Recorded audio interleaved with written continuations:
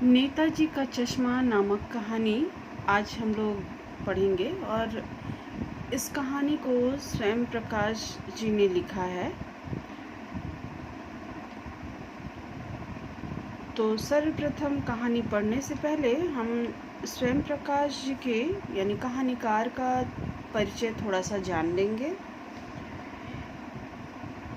स्वयं प्रकाश जी काफ़ी उच्च कोटि के कहानीकार थे और इनका जन्म 1947 में इंदौर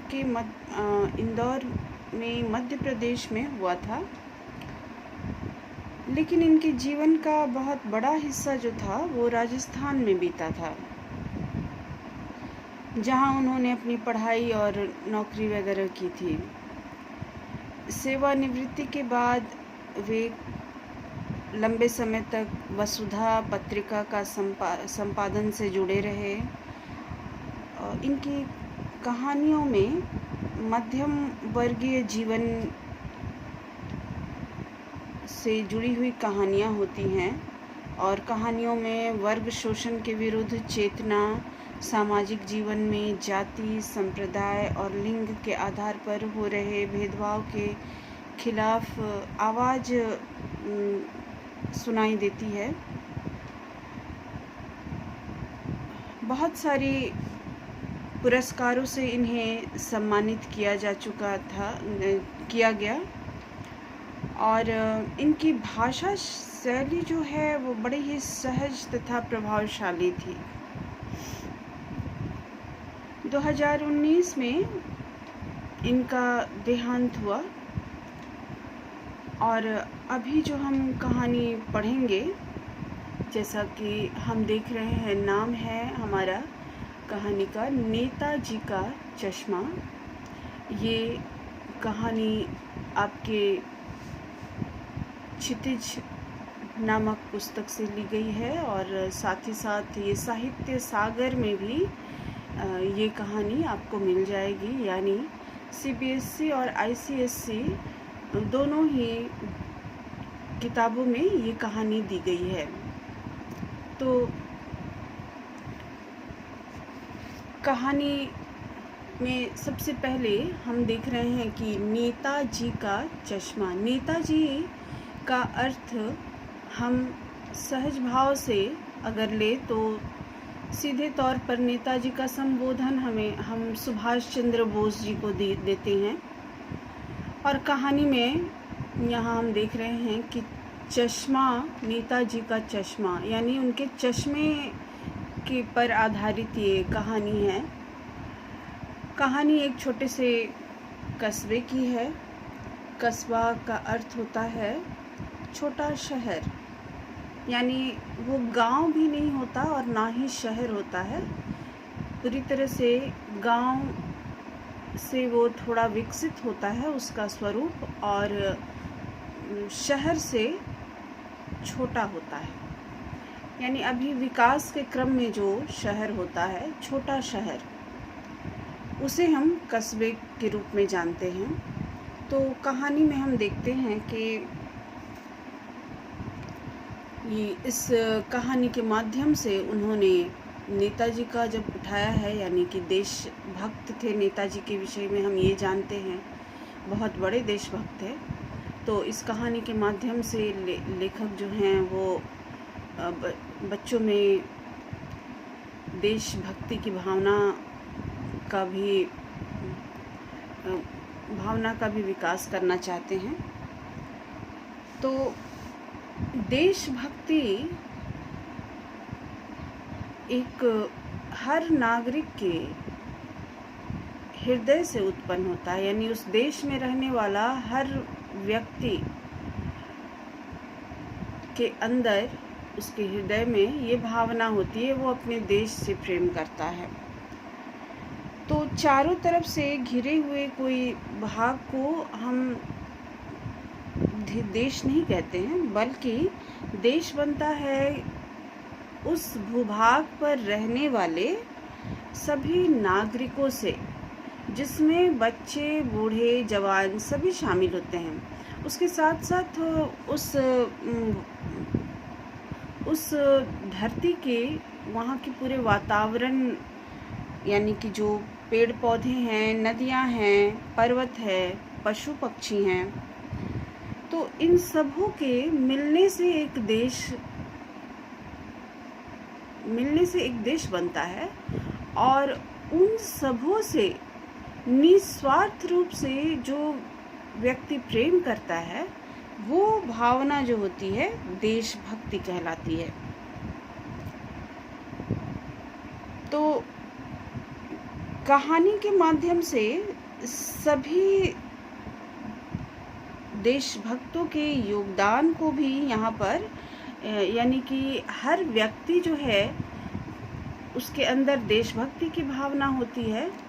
और लेखक यानी कहानीकार हमें ये भी बताना चाहते हैं, संदेश देना चाहते हैं कि अपने देश प्रेम को प्रकट करने के लिए हमें कोई बहुत बड़े काम करने की ज़रूरत नहीं है। हर व्यक्ति, एक छोटा से ही छोटा व्यक्ति भी अगर कोई छोटे काम को, अपने छोटे कार्य से देश के प्रति अपनी भावना को व्यक्त करता है, देश के लिए एक छोटा सा काम भी करता है, तो वो उसकी देशभक्ति है। और देश की रक्षा में तथा उसके विकास के लिए अपने अपने तरीके से हर व्यक्ति अगर जो भी कार्य करता है, चाहे वो बच्चा हो या बड़ा हो, अपने तरफ से जो भी योगदान देता है, उसी भावना को देशभक्ति कही जाती है। तो यहाँ पे नेताजी के चश्मे से जुड़ी हुई ये कहानी हम देखेंगे कि किस तरह से यहाँ अलग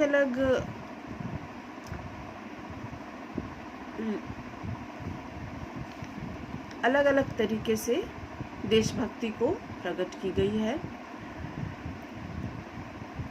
सबसे पहले कहानी का मुख्य पात्र जो हैं वो हवलदार साहब हैं, और वे अपने कंपनी के काम से अक्सर कस्बे से गुजरा करते थे। कस्बा यानी कि छोटा शहर होता है, और कस्बे में एक बाज़ार था, थोड़ा कुछ पक्के मकान थे, बाज़ार था, और लड़कों का एक स्कूल था, एक लड़कियों के लिए स्कूल था, एक सीमेंट का छोटा सा कारखाना था, और 2 ओपन एयर सिनेमा घर तथा एक नगर पालिका भी थी।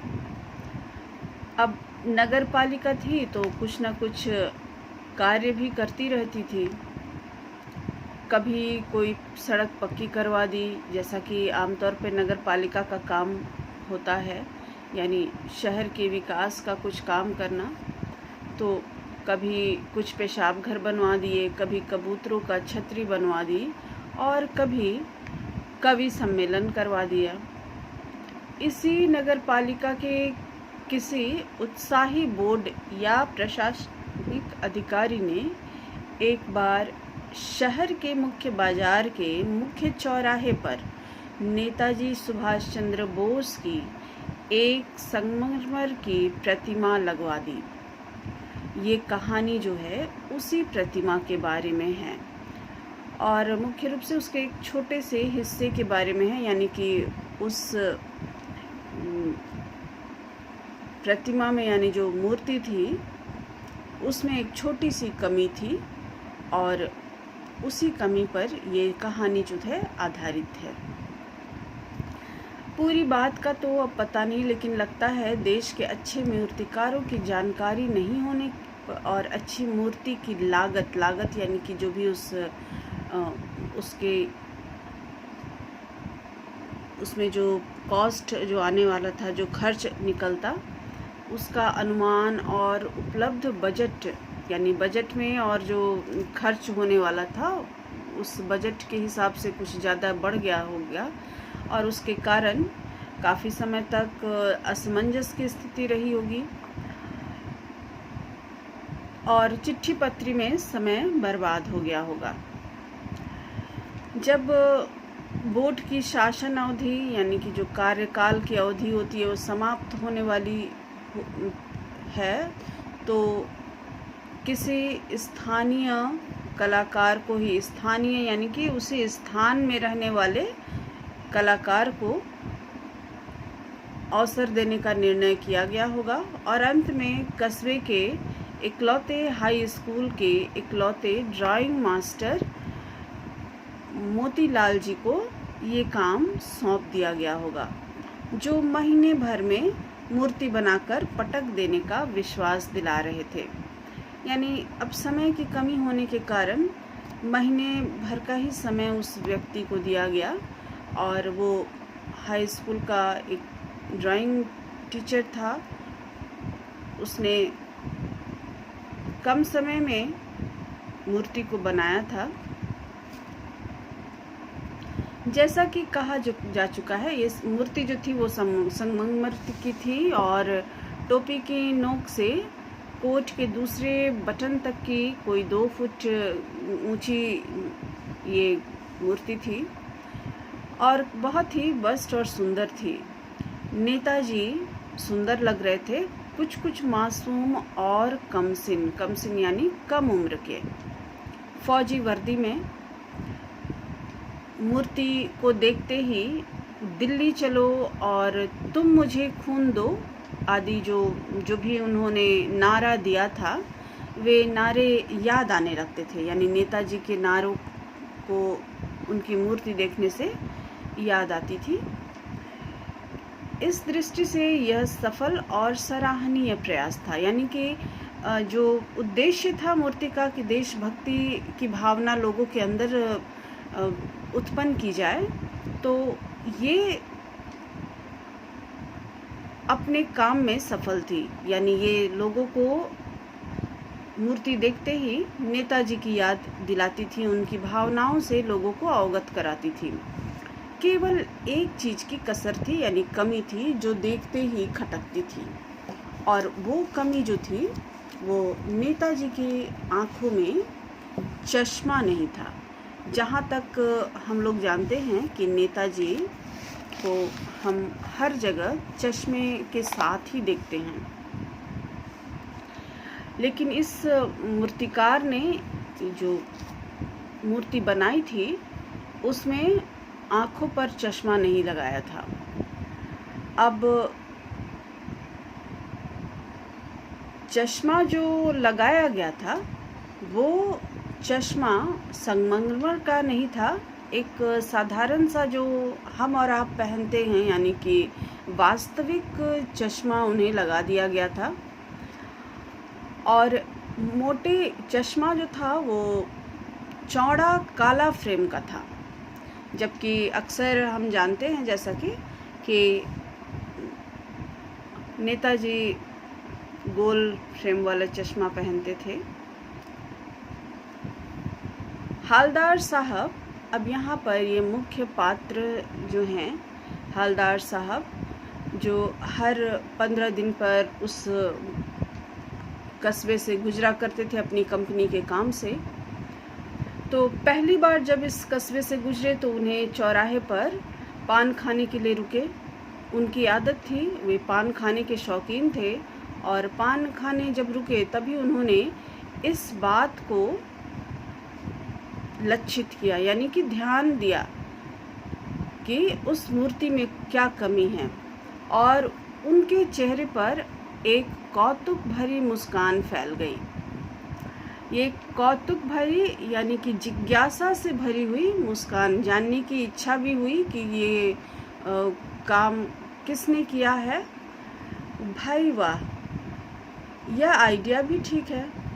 मूर्ति पत्थर की है लेकिन चश्मा रियल यानी वास्तविक है। तो ये आइडिया भी उन्हें बड़ा अच्छा लगा कि कोई बात नहीं, कम से कम लोगों के अंदर ये भावना तो है कि नेताजी बिना चश्मे के नहीं रहते थे, तो उस पर वास्तविक चश्मा लगा दिया गया। तो ये आइडिया उन्हें एक नया आइडिया लगा कि कोई बात नहीं, संगमरमर की मूर्ति है, लेकिन पत्थर की मूर्ति होने के बावजूद चश्मा जो है वास्तविक है। जीप आगे उनका कस्बे को छोड़ करके आगे बढ़ गई और इस तरह से हवलदार साहब रास्ते भर मूर्ति के विषय में सोचते रहे। लगभग दूसरी बार जब उस रास्ते से गुजरे तो उन्हें मूर्ति में कुछ अंतर दिखाई दिया, यानी कि अब इस बार उन्हें मूर्ति में फिर थोड़ा सा परिवर्तन उन्होंने पाया। ध्यान से देखा तो उन्होंने देखा कि पहले जो मोटे फ्रेम का चौकोर चश्मा था, अब वो तार के फ्रेम वाला गोल चश्मा में बदल गया है। अब हवलदार साहब की जिज्ञासा और बढ़ी। ये आइडिया भी उन्हें बड़ा अच्छा लगा कि अरे भाई, ये भी अच्छी बात है कि मूर्ति तो कपड़े नहीं बदल सकती, कम से कम चश्मा तो बदल ही सकती है। तो उन्हें ये बात बहुत अच्छी लगी और नयापन से भरा हुआ लगा। तीसरी बार जब फिर उसी रास्ते पर से गुजरे तो उन्हें एक नया चश्मा दिखाई दिया। अब हवलदार साहब को आदत सी पड़ गई थी कि हर बार जब उधर से गुजरते समय इस चौराहे पर रुकते जरूर थे, पान खाते थे और मूर्ति को ध्यान से देखते थे। यानी अब उनका एक नियम सा बन गया था। अब एक बार जब कौतूहल दुर्दमनीय, यानी कि इसे दबाना मुश्किल हो गया, तो जिज्ञासा जो बहुत ज़्यादा जब बढ़ गई तो उन्होंने सामने पान वाले से ही पूछ लिया। और वैसे भी पान वाले जो हैं, अक्सर हम देखते हैं कि पान वालों की दुकान जहाँ होती है वहाँ पर बहुत सारे लोग पान खाने आते हैं, इकट्ठा होते हैं, बातचीत करते हैं। तो इनके पास स्थानीय समाचार का भंडार होता है। लगभग पूरी हर तरह के लोगों से इनका पाला पड़ता है और हर तरह के वर्ग से इनकी जो है समाचार, हर वर्ग की जानकारी इन्हें प्राप्त हो जाती है। तो पान वाले से उन्होंने पूछ ही लिया कि क्यों भाई, क्या बात है, यह तुम्हारे नेताजी का चश्मा हर बार बदल दिया जाता है। तो पान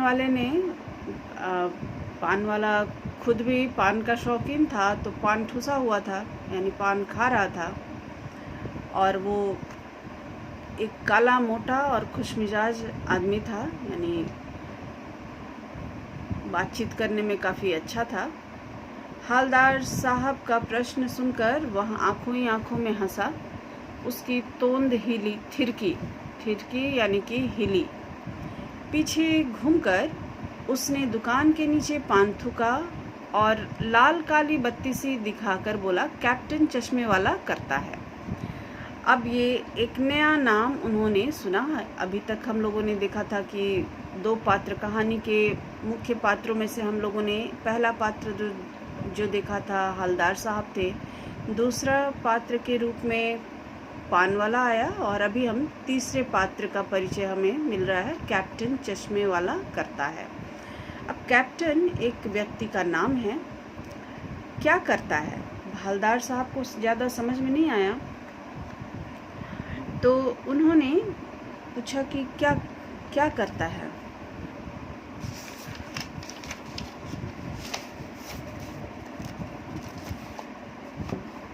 चश्मा चेंज कर देता है, यानी बदल देता है। पान वाले ने समझाया। क्या मतलब, क्यों चेंज कर देता है? हवलदार साहब अब भी नहीं समझ पाए। अब वो बताता है कि वो चश्मा बेचने का काम करता है, यानी कि कैप्टन जो था वो चश्मा बेचता था, और कोई ग्राहक यानी कि ग्राहक जब कोई कस्टमर आ जाता था तो उसे नेताजी के समान वाले चश्मे की ज़रूरत पड़ती थी। तो वो चौड़े चौखट चाहिए, तो उस चश्मे को उस चश्मे को उतार करके उस ग्राहक को देता था, और मूर्ति पर कोई दूसरा चश्मा लगा देता था। अब धीरे धीरे कुछ कुछ बात समझ में आ गई कि जो चश्मा वाला है, कोई कैप्टन नाम का कोई चश्मा वाला है, और उसे नेताजी की ये बिना चश्मे वाली मूर्ति अच्छी नहीं लगती है, तो हर बार वो नेताजी की मूर्ति पर कुछ न कुछ कोई चश्मा लगा दिया करता है।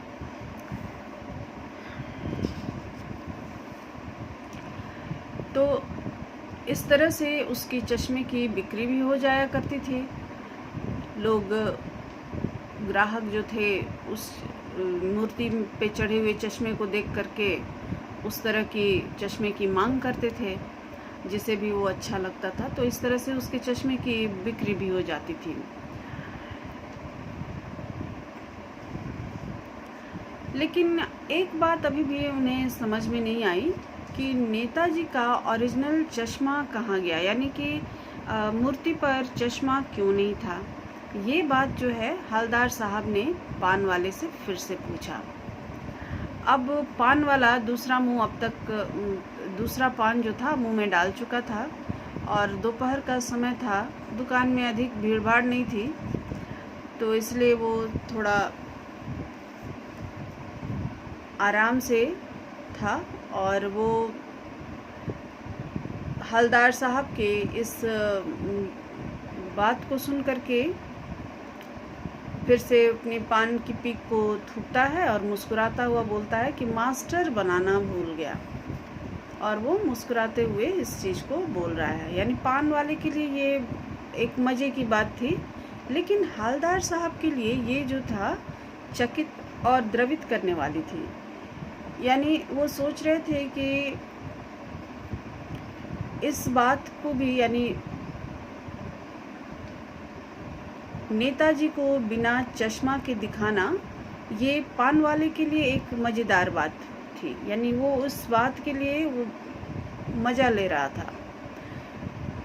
और चूँकि हवलदार साहब एक देशभक्त थे, तो ये बात जो थी उन्हें अच्छी नहीं लगी। मूर्ति के नीचे लिखा भी था, मूर्तिकार मास्टर मोतीलाल। वाकई वो उस कस्बे का अध्यापक था जिसने बहुत कम समय में, महीने भर में मूर्ति को बना करके देने का वादा किया था, और कम समय में उसने बना भी लिया। लेकिन पत्थर के पारदर्शी चश्मे को बनाना वो भूल गया, या फिर वो बना नहीं पाया था शायद इस कारण से, या फिर चश्मा बनाने के चक्कर में चश्मा टूट गया होगा। तो इस कारण से ये अधूरी सी मूर्ति बना करके उसने ला करके यहाँ रख दिया था। अब हवलदार साहब को कुछ विचित्र और ये सारा जो वाकया था वो थोड़ा विचित्र सा लग रहा था और आश्चर्य भरा भी लग रहा था। फिर वो धीरे धीरे वो सिर झुकाए, नतमस्तक होते हुए, यानी कि सिर झुकाते हुए अपनी जीप की तरफ चले गए, रुके और फिर पीछे मुड़े और पान वाले के पास दोबारा वे लौट के आए और उन्होंने अपना प्रश्न पूछा, क्या कैप्टन चश्मे वाला नेताजी का साथी है या आज़ाद हिंद फौज का भूतपूर्व सिपाही। यानी कैप्टन नाम से अब उन्हें उनके मन में एक दूसरा प्रश्न उठ रहा था कि कहीं ये नेताजी का साथी तो नहीं है या फिर आज़ाद हिंद फौज का कोई भूतपूर्व सिपाही। पान वाला पान खा रहा था, नया पान उसने डाल लिया था। उसने हवलदार साहब को ध्यान से देखा और अपनी लाल काली बत्ती सी दिखाई, यानी हंसते हुए बोला, नहीं साहब, वो लंगड़ा क्या जाएगा फौज में, पागल है पागल, वो देखो वो आ रहा है, आप उसी से बात कर लो, फोटो वोटो छपवा दो उसका कहीं। यानी जब प्रश्न हवलदार साहब ने कैप्टन के विषय में जानकारी लेनी चाहिए और प्रश्न पूछा, तो पान वाला जो है बड़े ही तिरस्कार पूर्ण ढंग से उस कैप्टन की चर्चा करता हुआ बताता है कि अरे वो लंगड़ा क्या जाएगा फ़ौज में। यानी एक देशभक्त के विषय में जब इस तरह से पागल है पागल, पागल का संबोधन सुन करके हवलदार साहब को बहुत ही दुख होता है। और उसी वक्त वो कैप्टन जो है आ रहा है, यानी पान वाले को दिखाई दे जाता है। वो बोलता है कि आप उसी से बात कर लो और फोटो छपवा दो। हवलदार साहब पान वाले द्वारा एक देशभक्त का इस तरह से मजाक उड़ाया जाना अच्छा नहीं लगा उन्हें। मुड़कर देखा तो अवाक रह गए। एक बेहद बूढ़ा मरियल सा लंगड़ा आदमी, सिर पर गांधी टोपी और आंखों पर काला चश्मा लगाए, एक हाथ में छोटी सी संदूकची और दूसरे हाथ में एक बांस पर टंगे हुए बहुत से चश्मे लिए थे। अभी अभी एक गली से निकला था। अब एक बंद दुकान के सहारे अपना बांस टिका रहा था। यानी इस जो व्यक्ति जो फेरी वाला था, इसकी अपनी दुकान भी नहीं थी कैप्टन की, और वो एक संदूक हाथ में लेकर के उसी में उन चश्मों को रखता था। दूसरे हाथ से में एक बांस में टंगे बहुत सारे चश्मों को टांग करके और गलियों में फिरता था और अपनी चश्मों को बेचा करता था। अभी वो एक बंद दुकान के सहारे अपनी बांस को टिका रहा था, तो इस बेचारी की तो दुकान भी नहीं थी। फेरी लगाता है। हवलदार साहब चक्कर में पड़ गए। पूछना चाहते थे इसे कैप्टन क्यों कहते हैं, क्या यही इसका वास्तविक नाम है? लेकिन पान वाले ने साफ बता दिया कि अब वह इस बारे में और बात करने को तैयार नहीं है। ड्राइवर भी बेचैन हो रहा था, काम भी था। हवलदार साहब जीप में बैठकर चले गए। 2 साल तक हवलदार साहब अपने काम के सिलसिले में उस कस्बे से गुजरते रहे और नेताजी की मूर्ति में बदलते हुए चश्मों को देखते रहे। कभी गोल चश्मा होता, कभी चौकोर, कभी लाल, कभी काला, कभी धूप का चश्मा, कभी बड़े कांचों वाला गोगो चश्मा, पर कोई ना कोई चश्मा होता जरूर। उस धूल भरी यात्रा में हवलदार साहब को कौतुक और प्रफुल्लता के कुछ क्षण देने के लिए, यानी अब जो है उनका रोज का ये नियम हो गया था, जब भी वहाँ से गुजरते उस मूर्ति की तरफ देखते, थोड़ी देर रुक करके पान खाते, मूर्ति की ओर देखते और मूर्ति पर चश्मा जो होता, जो भी हर कुछ दिन पर बदला हुआ नया चश्मा देखते, और ये बात जो थी उनके मन को प्रसन्नता देती थी। फिर एक बार ऐसा हुआ कि मूर्ति के चेहरे पर कोई भी कैसा भी चश्मा नहीं था। उस दिन पान की दुकान भी बंद थी। चौराहे की अधिकांश दुकानें बंद थी। अगली बार भी मूर्ति की आंखों पर चश्मा नहीं था। हवलदार साहब ने पान खाया और धीरे से पान वाले से पूछा, क्यों भाई, क्या बात है? आज तुम्हारे नेताजी का चश्मा नहीं है। पान वाला उदास हो गया। उसने पीछे मुड़कर मुंह का पान नीचे थूका और सिर झुकाकर अपनी धोती के सिरे से आंखें पोंछता हुआ बोला, साहब, कैप्टन मर गया। और कुछ नहीं पूछ पाए हवलदार साहब। कुछ पल चुपचाप खड़े रहे, फिर पान के पैसे चुकाकर जीप में आकर बैठे और रवाना हो गए। बार बार सोचते, क्या होगा उस कौम का जो अपने देश की खातिर घर गृहस्थी, जवानी, जिंदगी सब कुछ होम कर देने वालों पर भी हंसती है और अपने लिए बिकने के मौके ढूंढती है। दुखी हो गए। 15 दिन बाद फिर उसी कस्बे से गुजरे।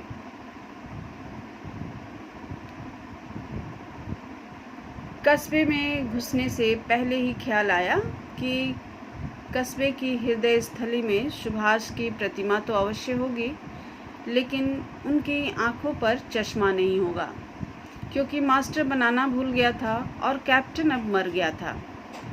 तो कैप्टन अपनी देशभक्ति जो था वो नेताजी के चश्मे के रूप में अपने प्रेम को प्रकट करता था। और अब उसके मरने के बाद कोई भी लगातार 2-3 बार वे जा चुके थे और हर बार हालदार साहब ने उस मूर्ति को बगैर चश्मा ही पाया था। तो ये बात अब उन्हें खटकने लगी थी और उन्हें बहुत दुख तकलीफ़ पहुंचाती है कि सुभाष की आंखों पर चश्मा नहीं था और मास्टर बनाना भूल गया था और कैप्टन मर गया था। आज उन्होंने यह निर्णय लिया था कि आज वे वहाँ रुकेंगे नहीं, पान भी नहीं खाएंगे और मूर्ति की तरफ देखेंगे भी नहीं, सीधे निकल जाएंगे। ड्राइवर से कह दिया चौराहे पर रुकना नहीं, आज बहुत काम है, पान आगे कहीं खा लेंगे। उन्होंने अपने ड्राइवर को भी मना कर दिया, लेकिन जैसे ही आदत से मजबूर जैसे ही वहाँ पर चौराहा पर पहुँचे, निगाहें जो हैं अपने आप मूर्ति की तरफ आंखें जो है उठ गई। कुछ ऐसा देखा कि चीखे, रोको। जीप स्पीड में थी, ड्राइवर ने जोर से ब्रेक मारी। रास्ता चलते लोग देखने लगे। जीप रुकते न रुकते हालदार साहब जीप में से कूदकर तेज तेज कदमों से मूर्ति की तरफ लपके और उसके ठीक सामने जाकर अटेंशन में खड़े हो गए। अब उन्होंने ये निश्चय कर लिया था कि उस जगह पर आज चौराहे पर नहीं रुकना है, मूर्ति की ओर देखनी भी नहीं है। लेकिन जैसे ही वहाँ पहुँचे अपने आप को रोक नहीं पाए और अपने आप ही नज़र उस तरफ उठ गई।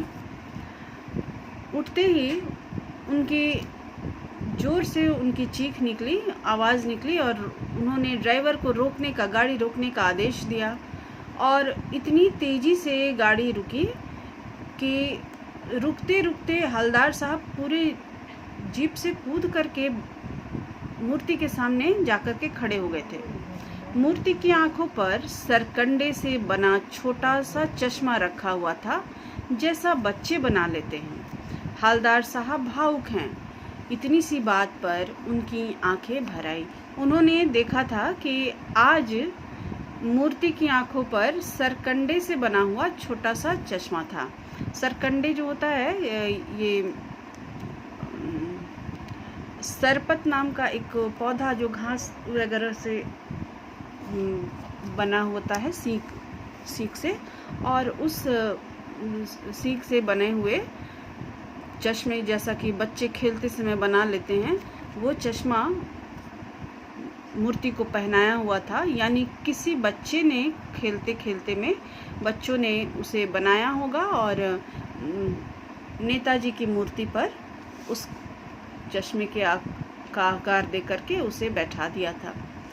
अब हवलदार साहब को ये बात बहुत अच्छी लगी, उनकी आंखें भर आई थी। ये आंखें भर आना यानी उन्हें बहुत ही खुशी हो रही थी ये सोच करके कि बच्चों के द्वारा ये चश्मा बना करके नेताजी को पहनाया गया था। यानी हमारी आने वाली भावी पीढ़ी में देशभक्ति की भावना बची हुई है और ये बात जो थी हवलदार साहब को बहुत ही भावुक बना रही थी, उन्हें खुशी दे रही थी। और अब वे काफ़ी निश्चिंत हो चुके थे यह सोच करके कि देशभक्ति की भावना जो है इस स्थान के बच्चों में अभी भी बाकी है, यानी भावी पीढ़ी में अभी भी देशभक्ति की भावना है। तो कहानी हमारी ख़त्म होती है। कहानी का जो मुख्य संदेश हम देखते हैं, कहानी का उद्देश्य जो था कि देश में सभी छोटे बड़े व्यक्ति, यहाँ तक कि बच्चे भी देशभक्त की भावना से ओतप्रोत होते हैं और सभी अपने अपने तरीक़ों से तथा अपनी शक्ति के अनुसार देश के निर्माण में योगदान देते रहते हैं। यानी एक छोटा सा काम भी अगर हम करते हैं तो वो हम देश को आगे बढ़ने के लिए अगर हम कुछ भी काम करते हैं तो उसे हम देशभक्ति की भावना से ही जोड़ेंगे। और ये काम जो है छोटा काम ही क्यों ना हो, हमें किसी के देशभक्ति की भावना या इस छोटे से योगदान का, उसके छोटे से कार्य का उपहास नहीं उड़ाना चाहिए, किसी का तिरस्कार नहीं करना चाहिए। देशभक्ति की भावना हमारे हृदय से उत्पन्न होती है और ये अपना देश जो होता है वो सबों को प्रिय होती है।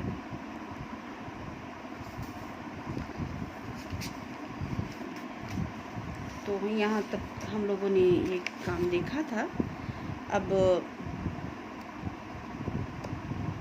बच्चे अगले क्लास में अगले वीडियो में मैं क्वेश्चन आंसर्स डिस्कस करूँगी।